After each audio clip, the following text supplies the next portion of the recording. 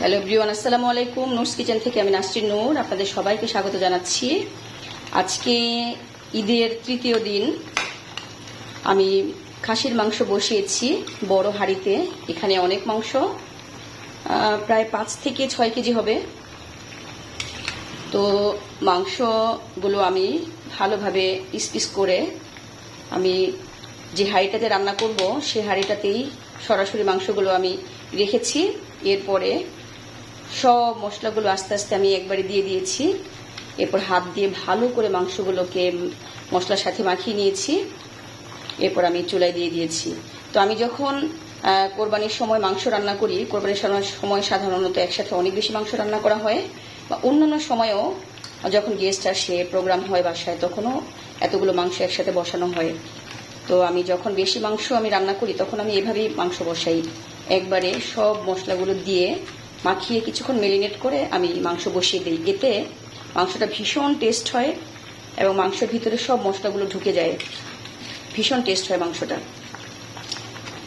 তো আজকেও আমি এভাবে করে বসিয়েছি, মশলাগুলো মাখিয়ে কিছুক্ষণ রেখে দিয়ে এরপর আমি চুলায় দিয়েছি, বা সরাসরি বসিয়ে দেওয়া যায়, এতেও মাংসটা টেস্ট হবে। তো আপনারাও এভাবে করে সব মাংস একবারে মশলার সাথে মাখিয়ে বসিয়ে দিতে পারেন। এতে করে মাংস রান্নাটা খুব সহজ মনে হয়। তো বারবার মশলা দেওয়ার থেকে যে কতটুকু দিলাম কি দিলাম ভুলে যাওয়ার সম্ভাবনাটা কম থাকে। সেজন্য একবারেই সমস্ত মশলাগুলো কাছে নিয়ে মাংসের দিয়ে একদম মাংসটা হাত দিয়ে ভালোভাবে মাখিয়ে তখন একবারে মেরিনেট করে কিছুক্ষণ চুলায় বসিয়ে দিলে তখন আর মশলা আসলে কোনটা দিয়েছি বা কোনটা দেইনি এই টেনশনটা থাকে না, মাথাটা একদম ফ্রি হয়ে যায়।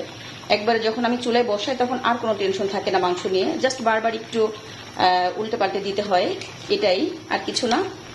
আর নামানোর সময় একটু লবণটা চেখে একটু ভাজা জিরার গুঁড়া দিয়ে আমি নামিয়ে ফেলি। এতে করে আমার কাছে ভীষণ সহজ মনে হয় এবং মাংসটা ভীষণ টেস্ট হয়। তো আপনারাও এভাবে করে মাংস রান্না করতে পারেন, এতে আপনাদেরও ভীষণ সহজ মনে হবে, মাংসটা টেস্ট হবে।